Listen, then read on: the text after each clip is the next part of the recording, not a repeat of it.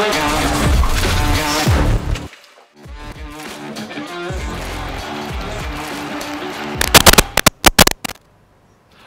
वालेकुम नाज़रीन, मैं हूं आपका मेज़बान सैयद शहरियार आसिम। आप लोग देख रहे हैं आज न्यूज़ की खुसूसी ट्रांसमिशन। एशिया कप 2023 कुछ क्रिकेट हो जाए। आज पाकिस्तान और श्रीलंका के दरमियान मैच हुआ जो अभी तक चल रहा है। पाकिस्तान ने टॉस जीतने के बाद पहले बैटिंग का फैसला किया। बारिश की वजह से 42 ओवर का मैच हुआ। पाकिस्तान ने 42 ओवर में 252 रन स्कोर किए 7 विकेटों के नुकसान पे। अगर आज हम बैटिंग की बात करें तो असद शफीक और रिजवान और इफ्तिकार ने जो है वो अच्छी बैटिंग का मुजाहरा किया, लेकिन शुरू में अब्दुल्ला शफीक, लेकिन पाकिस्तान की अगर हम बैटिंग की बात करते हैं तो उसमें भी काफ़ी प्रॉब्लम्स आज देखने में आई। श्रीलंका की अगर हम बात करते हैं तो श्रीलंका ने अब तक 149 रन स्कोर कर लिए थे और 101 बॉलों पे 103 रन चाहिए थे। इनकी 2 विकेटों का नुकसान हुआ है। पाकिस्तानी बॉलर्स इस वक्त काफ़ी वीक नज़र आ रहे हैं, वो विकेट नहीं ले पा रहे हैं और अब तक जो हमें लग रहा है वो ये लग रहा है कि पाकिस्तान ये मैच हार जाएगा। लेकिन बहरहाल क्रिकेट है, कुछ भी हो सकता है। अगर कोई विकेट्स निकलती हैं तो फिर शायद श्रीलंका पर प्रेशर आएगा। जब एशिया कप की शुरुआत हुई थी तो श्रीलंका को एक वीक टीम कंसीडर किया जा रहा था कि जी शायद उस तरह परफॉर्मेंस नहीं दे पाएंगे, इस तरह उनकी टीम में वो परफॉर्मर नहीं है। लेकिन बहरहाल श्रीलंका ने तमाम देखने वालों को गलत साबित किया और जिस तरह इस वक्त श्रीलंका बैटिंग कर रहा है वो एक काबिल तारीफ बात है।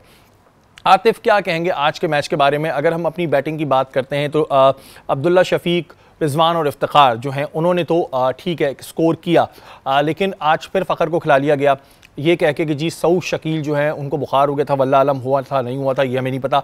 इमामुल हक जो हैं वो इंजरी का शिकार हो गए। फिर फ़खर ज़मान को चांस दिया गया और फिर फ़खर ज़मान सिर्फ 4 रन बना के आउट हो गए। क्या कहेंगे आज के मैच के बारे में? देखें, जिस तरह बाबर ने कल टीम अनाउंस की थी वही बात आती है कि हमने पिछले प्रोग्राम में भी बात की थी कि एक दिन पहले टीम अनाउंस करना थोड़ा सा, अब ये देखें पूरा मजाक बन गया कि अब आपने ऑलरेडी एक टीम अनाउंस कर दी और आज की टीम में जो है वो लड़के नहीं है, तो एक में सऊद शकील को प्रॉब्लम हो गई और फिर यही चीज़ें हैं जो आपके सामने फास्ट बॉलर भी अनफिट हो गए। तो आज जिस तरह खैर मैच स्टार्ट हुआ है माशाल्लाह, आज अच्छा बैटिंग ने हमारी कवर किया। अब्दुल्ला शफीक का गुड स्टार्ट, पहला मैच था उसका इस टूर्नामेंट का, तो उसने अपना आप दिखाया कि यार मैं एक प्लेयर हूं जो मुझे नहीं खिलाया जा रहा था। लेकिन शुरू में जो हमारे 4 से 5 खिलाड़ी आउट हुए थे वहां पर पाकिस्तानी टीम डगमगा गई थी, लेकिन फिर जो है अपना रिजवान और इफ्तिकार ने जो है उस इनिंग को कंटिन्यू किया। लेकिन वहाँ भी शुरुआत हमारी, अगर हम अब्दुल्ला शफीक की बात करते हैं वहाँ तक तो ठीक थी, लेकिन हम थोड़ा कन्फ्यूज़ हो गए थे कि हमारी मेन विकेट्स गिरना शुरू हो गए। जी बिल्कुल, जिस तरह श्रीलंका अपने हर टीम जो है अपने होम ग्राउंड में जो होती है थोड़ी स्ट्रांग होती है, एज होता है ज़रा उनको, तो इसी वजह से उनकी आज जिस तरह स्पिनर ने मैच में थोड़ा फ़र्क डाला कि एकदम उनके 5 आउट हो गए और आपके सामने हमारी बैटिंग फ्लॉप हुई। फिर अचानक जो है वो इफ्तिखार नीचे आते हैं और इफ्तिखार और रिजवान की पार्टनरशिप लगती है, फिर दैन उसके बाद सपोर्ट होती है, तो हमारा एक अच्छा एक टारगेट बन जाता है। लेकिन अब देखें, अब इस टारगेट को कवर करने के लिए हमारे पास बॉलिंग लाइन जो है सपोर्ट नहीं हो रही आज के मैच में और पिछले मैच में भी। आप देखें अगर फास्ट बॉलर हमारे देखें तो 2 अनफिट हो गए और आज जो खेल रहे हैं ज़मान खान, तो ज़मान खान, मोहम्मद वसीम जूनियर जो हैं, तो वो अभी वो क्लास नहीं है उन बच्चों की, ठीक है, वो अभी स्टार्टिंग टाइम है और हमें प्लस स्पिनर भी जो है वो नीचे सपोर्ट नहीं कर रहे हैं। अभी आपके सामने के नवाज़ और इफ्तिखार दोनों जो है, शादाब, तीनों की बैट बॉलिंग चल रही है और आप उनका हर जो है स्पिनर वो मैच चेंजर है। तिक्षाना हुआ या डोनत वो हो गया, डिसिल्वा हुआ या जो भी नीचे आता है वो हर टीम के पास, आप देखें कुलदीप इंडिया की तरफ से हैं, हर टीम का कोई ना कोई स्पिनर अपना मेन रोल अदा करता है। लेकिन यहाँ पर हमारी टीम में स्पिनर की कमी है। बाबर को ये चीज़ देखनी चाहिए आने वाले मैचों में।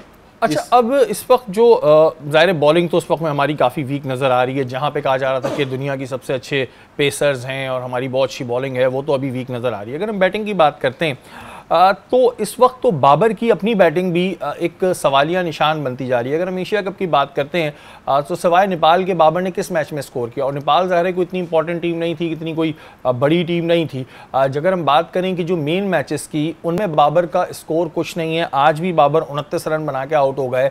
तो जिस बंदे को दुनिया का बेस्ट बैटर कहा जा रहा है, ये कहा जा रहा है कि जी ये दुनिया का बेस्ट बैटर है, उन्होंने टाइटल भी लिए हुए हैं, तो क्या ये इनिंग खेलना इनका बनता है? क्या कैप्टन को ऐसी इनिंग खेलनी चाहिए? जी बिल्कुल, आपके सामने कि पहले मैच में ही उन्होंने 150 किया, वो भी जिस टीम के खिलाफ किया वो उस टीम से हमारा मैच नहीं है, लेकिन चलें फिर भी आपने 150 का स्कोर किया, एक अच्छी एक स्टार्ट होती है टूर्नामेंट की एक बैट्समैन के लिए। लेकिन अगले जो मैचेस जहाँ थोड़ी सी अच्छी टीमें आई हैं, जहाँ थोड़ी सी अच्छी बॉलिंग आई है, तो बाबर को थोड़ा स्ट्रगल करना पड़ा है। अब एशिया में जहाँ भी आपके सामने अभी ये श्रीलंका में ख़ास तौर पे पिच का जो है थोड़ा बारिश की वजह से बॉल ग्रिप्ट होता है, थोड़ा ब्रेक होता है, थोड़ा सीम स्विंग सब कुछ होता है। तो ऐसी सिचुएशन में बाबर देखें स्ट्रगल करते हुए नजर आए। हमें 3 मैच हो गए, 3 मैचों में कोई परफॉर्मेंस नहीं है। और कप्तान का बड़ा अमल दखल होता है जब इस तरह की सिचुएशन हो। और मैं बैटिंग ऑर्डर पे थोड़ी बात ये करना चाहूँगा कि देखें आज भी जिस तरह हारिस को खिलाया, मोहम्मद हारिस, उसकी एक नेचर है जेन्युइन, वो ओपनर है, तो आप उसको आज 5वें नंबर पे खिला रहे हैं। फ़खर जमान को फिर आज मौका दिया गया। अब वो टीम की सिचुएशन ऐसी है, बहुत लड़के जो है समझ लें डिस्टर्ब हो रहे हैं, कोई बीमार है, किसी का कोई कमर की इंजरी है, इमाम उल हक के प्रॉब्लम हो गया, तो इन चीज़ों को लेते हुए बैटिंग ऑर्डर में थोड़ी शफलिंग कर लेते हैं। आप ये चीज़ देखें कि बांग्लादेश के वो मेहंदी ऑफ स्पिनर हैं, उनके कप्तान ने एक मैच में उनको नंबर ओपन कराया था और उसने ऑर्डर में शफलिंग कर सकते थे आप। हारिस जो बच्चा है उसकी अटैकिंग क्रिकेट की एक वो नेचर है और T20 का वो प्लेयर है, तो आप उससे आप चांस लेते यार कि आप जाके अपनी अटैकिंग क्रिकेट खेलें। आउट भी होता है तो ऐसे प्लेयर का नुकसान नहीं होता, इससे आपका फ़खर सेव हो जाता, अब्दुल्ला शफीक सेव हो जाता, तो आपको टाइम मिल जाता है। अगर अभी हम फ़खर की बात करते हैं तो ये एक बड़े सवालात जो हैं ये जन्म ले रहे हैं कि फ़खर मुस्तकिल फ्लॉप हुए जा रहे हैं, काफ़ी टाइम से फ्लॉप पे फ्लॉप, उनकी परफॉर्मेंस नहीं है। ये कहा जाता है कि जी बैट्समैन हो या बॉलर, उस पर एक ऐसा स्पेल आता है, लेकिन ठीक है स्पेल आता है, तो जो पीछे इतने टैलेंटेड बैट्समैन हैं, इतने टैलेंटेड बॉलर्स हैं, उन्हें क्यों नहीं चांस दिया था? क्या फ़खर के अलावा हमारे पास कोई चांस नहीं है? रमीज़ राजा ने भी कहा कि कैप्टन अपना लव अफेयर ख़त्म करें इनके साथ, फ़खर के साथ, इनको कंटिन्यूसली चांस पे चांस देना। आज भी अगर सऊद शकील या इमाम जो है वो नहीं खेल पाए तो आपने इमाम की जगह फ़ौरन फ़खर को चांस दे दिया और उसी नंबर पे उनको भेज दिया, 4 रन उन्होंने स्कोर किए। और जिस तरह इस वक्त मैं इंजरीज़ देख रहा हूँ तो सवाल यहाँ ये पैदा होता है, जो वर्ल्ड कप अभी थोड़े टाइम बाद ही, बल्कि महीना भी नहीं है, वर्ल्ड कप शुरू होगा, तो क्या उस पर आप ये इंजरी भरी टीम लेके जाएंगे? आपके प्लेयर्स जितने भी गए उनमें कुछ ना कुछ प्रॉब्लम्स इस तरह की आ रही हैं, मेडिकल इश्यूज़ क्रिएट हो रहे हैं, तो अगर यही चीज़ हम वर्ल्ड कप में देखते हैं, अब एशिया कप तो इस वक्त तक जो सूरत हाल है उससे तो मुझे लग रहा है कि एशिया कप आपके हाथ से निकल गया है, लेकिन व्हाट अबाउट वर्ल्ड कप, एक बड़ा इवेंट है, उसमें अगर यही चीज़ रही तो फिर क्या होगा, फिर क्या चीज़ें सामने आएंगी? हम बात करते हैं शादाब खान की। शादाब खान बैटिंग में भी कुछ नहीं कर पाए, और अगर हम बॉलिंग में देखते हैं शादाब खान का तो काफ़ी एक्सपेंसिव है। 1 विकेट ठीक है उन्होंने लिए, लेकिन एक्सपेंसिव अभी तक काफ़ी हैं वो। अब शादाब खान पे भी हमने कल ये बात की थी कि यार क्यों बार बार आप चांस दे देते हैं, क्या रीज़न है? अब तो ये रीज़न आ जाएगा जी आधी ज़्यादा टीम तो अनफिट हुई हुई है, इस वजह से हमें खिलाना पड़ा। देखें अभी पाकिस्तान में रिप्लेसमेंट हैं, ऐसा नहीं कि रिप्लेसमेंट शादाब की नहीं है, बस बात वो ये कि थिंक टैंक को सोचना चाहिए और मैनेजमेंट को सोचना चाहिए कि अभी आपकी PSL और प्लस पाकिस्तान का एक बेस्ट ऑलराउंडर इमाद वसीम जो इस टीम में नहीं है, और वो भी इस टाइम बहुत मैच्योर प्लेयर है, उसने सारी क्रिकेट खेली है, माशाल्लाह खेलता चला आ रहा है। अब आगे बस वही बात आती है कि थोड़ी जो दोस्तियाँ यारियाँ जो मामला चल रहे हैं बाबर के, वो समझ नहीं आ रहे कि वो टीम में क्यों नहीं लेना चाह रहे। देखें क्रिकेट बढ़ती तभी है और अच्छी टीम तभी बनती है, सक्सेस उसी को मिलता है जो आप रिप्लेसमेंट का माइंड जेन में रखें। कि अभी जैसे शादाब ने परफॉर्म नहीं किया, आप उसको को देखें कि वर्ल्ड कप में हमें मेन स्पिनर की ज़रूरत है, ऑलराउंडर तो आपके पास 3-4 ऑलरेडी हैं, तो हमें मेन स्पिनर की ज़रूरत में, वो नया बॉल भी करता है, प्लस ये है कि उसका एक प्रेशर दूसरी टीम पर रहता है क्योंकि वो बॉलिंग अच्छी कर रहा है, बैटिंग भी अच्छी कर रहा है। तो नवाज़ है वो भी परफॉर्म नहीं कर रहा है आपके सामने, एक्स्ट्राऑर्डिनरी हमारे स्पिनर्स की किसी की परफॉर्मेंस नहीं है। तो ये बाबर को सोचना पड़ेगा, वर्ल्ड कप एक बड़ा इवेंट है जिसमें हमारी नज़रें जड़ी हुई हैं, तो ये देखना चाहिए, PCB को भी, थिंक टैंक को सोचना चाहिए इन बातों को लेकर। बिल्कुल जी, बहुत सारे सवालात हैं और इस पर PCB को भी सोचना चाहिए। और वही अभी नसीम भाई भी हमें ज्वाइन करेंगे, ये सवाल तो अब उनसे भी बनता है कि अब बाबर की तो अपनी परफॉर्मेंस पर सवाल उठ रहे हैं कि बाबर ख़ुद क्या कर रहे हैं। या वक्त तो एक ब्रेक का, ब्रेक के बाद हाजिर होता हूँ।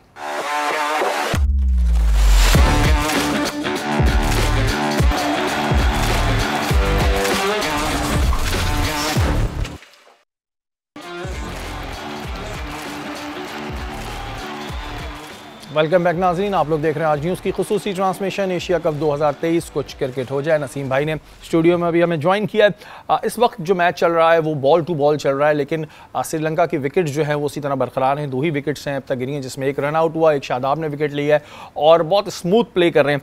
नसीम भाई, आज के मैच पर अगर हम बात करें, अब्दुल्ला शफीक, रिजवान, इफ्तिखार, ठीक है इन्होंने तो बैटिंग की, लेकिन फिर फ़खर को चांस दे दिया गया कि जी इमाम जो हैं वो इंजर्ड हो चुके हैं, जिनमें उन्होंने कोई परफॉर्मेंस नहीं दी।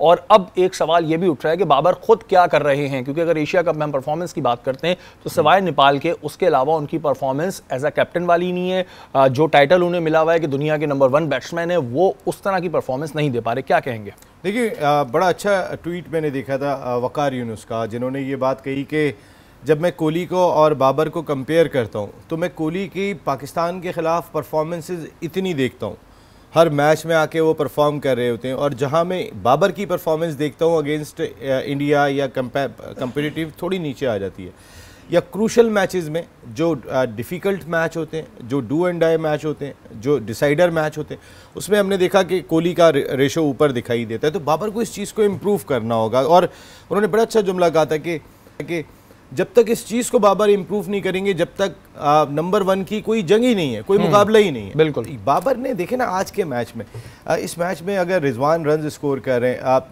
ये ज़रूरी नहीं है कि हर मैच में बैटर स्कोर करता है, लेकिन बाबर का जो अपना एक स्टैंडर्ड है, बाबर ने जो एक अपना एक ब्रांड सेट कर लिया है, उस लिहाज से आपने चलो बांग्लादेश के ख़िलाफ़ नहीं किए, आपने इंडिया के ख़िलाफ़ कर लिए, आपने इंडिया के ख़िलाफ़ नहीं किया, आपने श्रीलंका के ख़िलाफ़ कर लिए। आपकी जो 1 रन इस एशिया कप में दिखाई दे रहे हैं, वो अगेंस्ट सिंपली जो दिखाई दे रहे हैं वो नेपाल के ख़िलाफ़ दिखाई दे रहे हैं। आप इस एशिया कप को आपकी हम प्रैक्टिस समझ रहे थे कि बाबर आजम इतने रन्स कर देंगे, टीम को इस अंदाज से जेल कर लेंगे, लड़ा देंगे। लेकिन जैसे जैसे एशिया कप आगे बढ़ रहा है, वैसे वैसे पाकिस्तान क्रिकेट टीम की मुश्किलात बढ़ रही हैं। देखें ना, आप थिंक टैंक समझ में नहीं आ रहा कैसे फ़ैसले कर रहा है, कौन सा पैनिक बटन दबा के बैठा है। देखिए शेरी भाई, बहुत सारी जगहों पे होता है कि टीम पहले अनाउंस कर दी जाती है, लेकिन कल अगले दिन की कंडीशन पता होती हैं उन्हें पता होता है कि कल बारिश नहीं है, कल मौसम बिल्कुल क्लियर है, धूप निकली होगी और पिच वो पहले देख चुके होते हैं। यहाँ तो पिच की कंडीशन भी हर घंटे के हिसाब से बदल रही है, जो शावर आ रहा है, ग्राउंड की कंडीशन भी बदल रही है। तो आप कैसे फ़ैसला कर सकते हैं कि मेरे ये 11 होंगे जो पहले खेलेंगे? इस तरह की कंडीशन में आप हमेशा फ़ैसला करते हैं मैच से पहले। आज आपको मैच से पहले अपने 2 प्लेयर रिप्लेस करने पड़ गए। ये बड़ी एक अजीब सी मूव है। देखिए समझ थोड़ा सा ज़रा डाउटफुल हुआ है कि मैं इमाम को जो है वो इंजरी हो गई और सऊद को बुखार आ गया।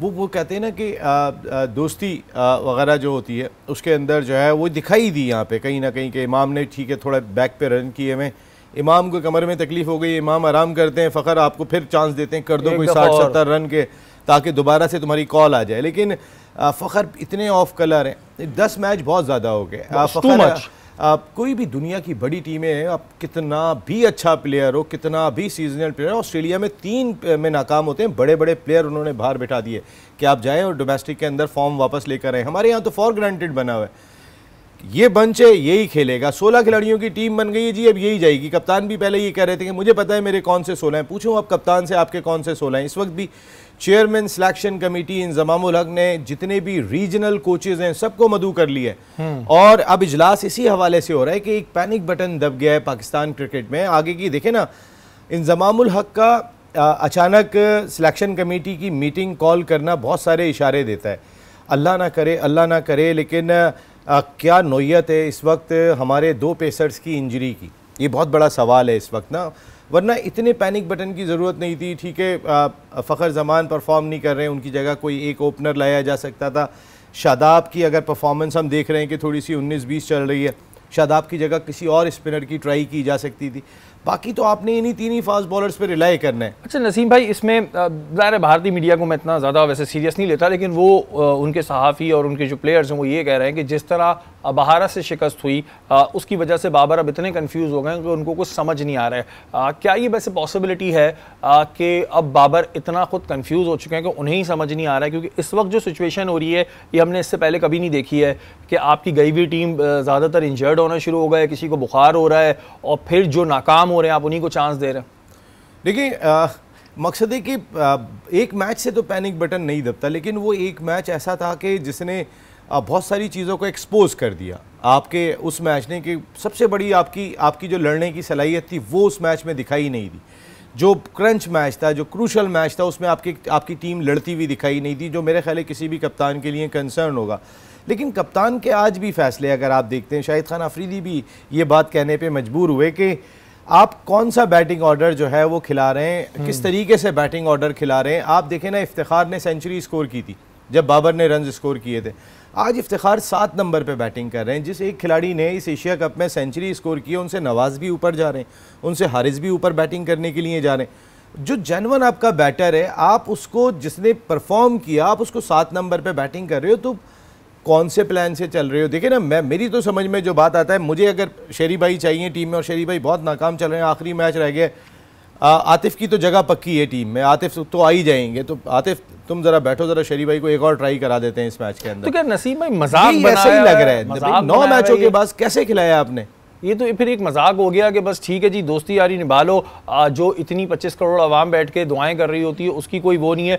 अच्छा नसीम भाई, हमारे यहाँ जो प्लेयर्स हैं ना, मैंने ये देखा है कि ये कमर्शियल्स करने में ज़्यादा लग जाते हैं, चीज़ें बेच रहे हैं, साबुन बेच रहे हैं, तौलिया बेच रहे हैं, लेकिन परफॉर्मेंस पे फिर वो चीज़ नहीं नज़र आती। जिस तरह की बात ये हो रही थी कि जी नंबर 1 पेसर्स हैं, Shaheen Afridi no doubt bowling अच्छी कर रहे थे, इस तरह के फिर अल्फाज बोलने चाहिए कि जी मेरी बॉलिंग तो अभी देखी नहीं है, अभी तो मैंने की नहीं है, अब कहाँ है वो बॉलिंग? ये बॉलिंग है शाहीन आफरीदी की। पहले इसी बॉलिंग को कह रहे थे तो वो या तो वो इसको कह रहे थे कि अभी तुमने वाली नहीं देखी है जो मैं करूंगा, ये तो अच्छी कर गया मैं। देखिए शाहीन हमारा बहुत इंपॉर्टेंट बॉलर है, बहुत ही मैच विनर बॉलर है, लेकिन हम बार बार एक बात कर रहे थे शेरी भाई अपने प्रोग्राम में कि हमारे जितने सीमर्स हैं वो मुसलसल क्रिकेट खेल रहे थे।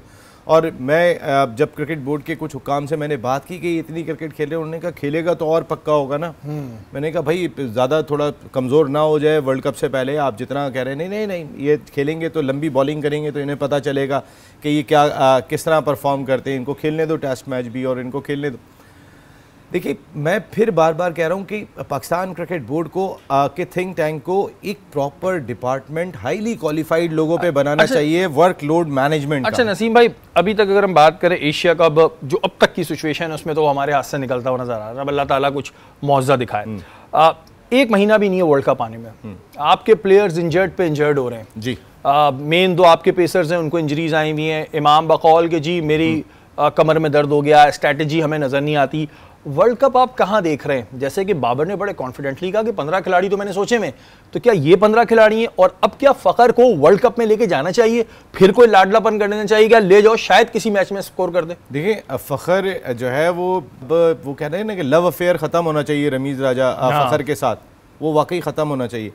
लेकिन इतने कंसर्न पहलू दिखाई दे रहे हैं इस वक्त पाकिस्तान क्रिकेट के साथ। देखें अगर मैं आज के मैच की बात कर लेता हूँ स्पेसिफिक, 2 नए फास्ट बॉलर आपके खेल रहे थे जब नसीम शाह नहीं थे, क्योंकि 3 फास्ट बॉलर जब होते हैं तो फिर किसी को खेलने का मौका ही नहीं मिलता, वो कोई मैच नहीं छोड़ते, वो कहते हैं हर मैच खेलेंगे, हम खेलेंगे बस। हम खेलेंगे। भाई आप ठीक है, जो साथ में खिलाड़ी गया हुआ है उसको भी एक मौका दे दो, टैलेंट ही है वो भी। नेपाल के खिलाफ मैच में जरूरी था कि आप तीनों ने ही जान मारनी है। नेपाल के खिलाफ आप 2 आराम कर सकते थे, आपके ये जो 2 फास्ट बॉलर थे आप उनके साथ भी मैच जीत जाते, जरूरी नहीं था। लेकिन नेपाल के खिलाफ विकेटें मिलती हैं, हर खिलाड़ी को 5 आउट करने का मौका है, तो नेपाल का मैच कैसे छोड़ आपका कि जी हमने इतनी विकेटें ले ली, रिकॉर्ड में आ रहा है मेरे, मैं नेपाल का मैच कैसे छोड़ दूं? देखिए कल का मैच आप देखिए जो बांग्लादेश और इंडिया का होगा ना, आप उनके कई की प्लेयर्स का आराम देखेंगे। क्यों देखेंगे? उनकी टीम रिलैक्स है कि वो क्वालिफाई कर गई है फाइनल के लिए, वो अपने मेन प्लेयर्स को कल आराम दे रहे होंगे। ये इंडिया अक्सर करता है कि जब वो 2 मैच जीत जाते हैं, तीसरा मैच होता है तो बेंच पे बैठे हुए प्लेयर्स को आजमाया जाता है।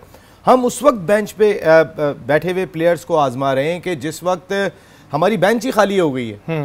आप समझ रहे हैं, हम इस वक्त बेंच पे कुछ बचा ही नहीं है कि आपने सबको मैदान में उतार दिया। मतलब सो कॉल्ड सेमीफाइनल ही आप इसको कहेंगे, सेमीफाइनल के अंदर आपने वो टीम उतार दी जो बेचारे जिनमें से बहुत सारों को पता ही नहीं है करना क्या है। और शरीफ भाई जब 2 नए फास्ट बॉलर खेल रहे हो आपके, ऐसे में शाहीन शाह अफरीदी का बहुत बड़ा रोल बनता है, ऐसे में शादाब का बहुत बड़ा रोल बनता है। मैं इनका पहला स्पेल देखता हूँ, शाहीन शाह अफरीदी 4 ओवर 26 रन 5 चौके लग रहे हैं। शाहीन शाह अफरीदी से तो अटैक वो चाहिए था कि वो इस मैच के अंदर, इस कंडीशन के अंदर थोड़ा सा डरा दें। जो नाम है शाहीन शाह अफरीदी का, पाकिस्तान के फाइनल में जाने का मामला है, लेकिन शाहीन शाह अफरीदी भी उस पेस से गेंद करते हुए दिखाई नहीं दिए। गो के शायद थक गए हैं, टेस्ट सीरीज़ भी खेली उन्होंने, दी 100s भी खेल के आ रहे थे, फिर अफगानिस्तान की सीरीज़ भी खेली, तो ऐसा लगा जो उनका पेस, वैसे अगर मैं कंपेयर करता हूँ हारिस रऊफ़ या नसीम शाह से, उनसे कम है।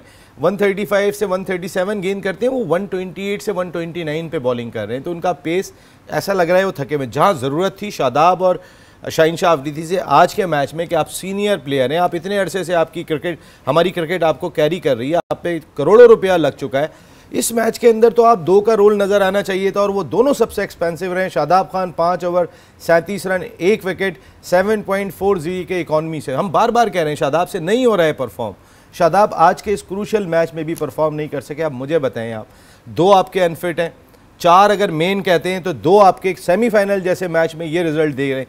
तो बाबर पागल नहीं होंगे तो मुझे तो लग रहा है 25 करोड़ अवाम पागल हो जाएंगे कि इस वक्त वर्ल्ड कप से पहले हमारी टीम को हो क्या रहा है। बिल्कुल जी, और वर्ल्ड कप में अब महीना भी नहीं बचा है और जिस तरह की चीज़ें हमारे सामने आ रही हैं इससे पहले हमने नहीं देखी थी। फिर वही वाली बात कि दोस्ती यारियां निभाना ख़त्म करें और किसी एक बंदे के हाथ में इतनी पावर नहीं दी जाए कि 2 से 3 लोग बैठ के टीम को डिसाइड कर रहे हो। और जाहिन शाह अफरीदी की जहाँ पे बात होती है तो भाई बड़े बोल नहीं बोला करें कि मेरी आपने अभी बॉलिंग देखी नहीं थी। अगर आप इस बॉलिंग की बात कर रहे थे तो भाई हमें आपकी ये बॉलिंग नहीं देखनी है। वक्त तो एक ब्रेक का, ब्रेक के बाद हाजिर होता हूँ।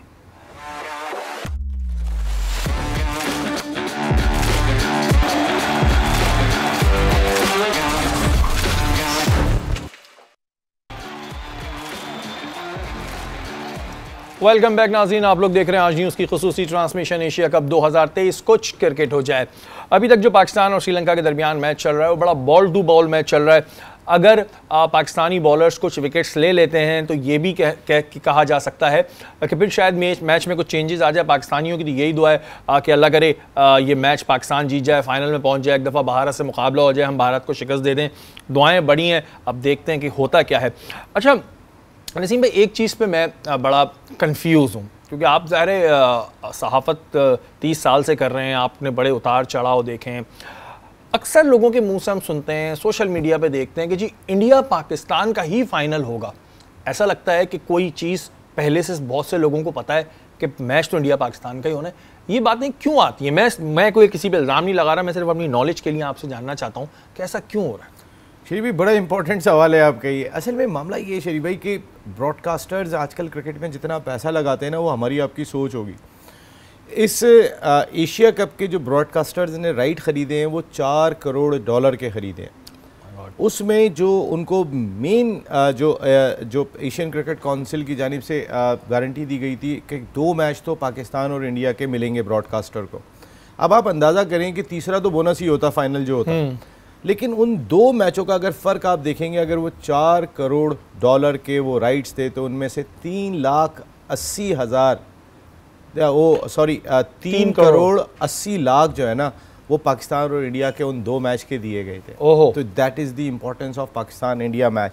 शायद लोग जो अगर इतनी बात कर रहे हैं वो इसी वजह से ये बात करते हुए दिखाई दे रहे हैं। आपको अंदाज़ा है कि इस वक्त जो मैच खेला जाएगा पाकिस्तान और इंडिया के दरमियान गुजरात में, उसका ब्लैक में टिकट कितने का हो गया है? और कंपैरेटिवली दीगर टीम्स इस वक्त जो मैं एक हिंदुस्तान टाइम्स की रिपोर्ट पढ़ रहा था उसके मुताबिक ही, मैं 5 दिन पहले की बात बता रहा हूँ आपको, 57 लाख रुपए इंडियन का एक टिकट, जो VVIP टिकट है, 57 लाख रुपए इंडिया और पाकिस्तान का ब्लैक मार्केट में है इस वक्त। और कंपैरेटिवली जब मैं ऑस्ट्रेलिया पे आता हूँ, जो नंबर 2 इंडिया और ऑस्ट्रेलिया का मैच है, वो समथिंग अराउंड, जो पहले मैंने सुना था किसी से तो तकरीबन वो 9 लाख रुपए इंडियन का था तकरीबन, हमारा 57 लाख। लेकिन बाद में जो एक हिंदुस्तान टाइम्स की रिपोर्ट देखी वो 1.6 लाख रुपए का हो गया था। नसीम भाई, आप एक टिकट की कॉस्ट बता रहे हैं? एक ये दैट इज पाकिस्तान। अरे भाई, बहुत सारे टीवी खरीद के रख लो यार। VVIP टिकट, जो VVIP होते हैं ना, जो मेन टिकट, सबसे बड़ा टिकट होता है, वो ज़ाहिर है वहाँ पे जाते ही वो लोग हैं। अब इंडिया में हो रहे हैं तो इंडिया में आपको पता है कि अगर टॉप 22 दुनिया के रईस हैं तो 8-10 तो उन्हीं के आ जाते हैं, तो वो उनके लिए होता है, उनकी फैमिली के लिए होता है इस तरीके का टिकट। लेकिन आप अंदाज़ा करें कि पाकिस्तान के मैच का लेवल कहाँ पर है। इंडिया और पाकिस्तान के वर्ल्ड कप की मैं बात कर रहा हूँ, लोगों के क्या इस वक्त जो है ना माहौल है। ऑस्ट्रेलिया कहाँ पर है और इंग्लैंड कहाँ पर है? इंग्लैंड उससे भी कम है। तो बिला वजह के BCCI को या इंटरनेशनल क्रिकेट काउंसिल को या एशियन क्रिकेट काउंसिल को पाकिस्तान के साथ थोड़ा बेहतर बिहेव करना चाहिए और इसमें हमें भी जो है ना वो अपना कहीं ना कहीं एक ऐसा पॉजिटिव जेस्चर देना चाहिए उन जगहों पे। हमारी इम्पोर्टेंस है कितनी, हमारी इम्पोर्टेंस के बगैर अब आप देखिए ना कि ब्रॉडकास्टर्स का ही फ़र्क देख लें आप शरीफ भाई, कहाँ पे जो है वो 3 crore 80 lakh Pakistan India match, 2 match, बाकी पूरा टूर्नामेंट 20 लाख। अच्छा नसीम भाई, जैसे कि आपने बताया कि एक मैच का टिकट इस वक्त में ये चल रहा है वहाँ इंडिया में ब्लैक में, अभी जो हमारी शिकस्त हुई है क्या उसके बाद ये हाइप रहेगी?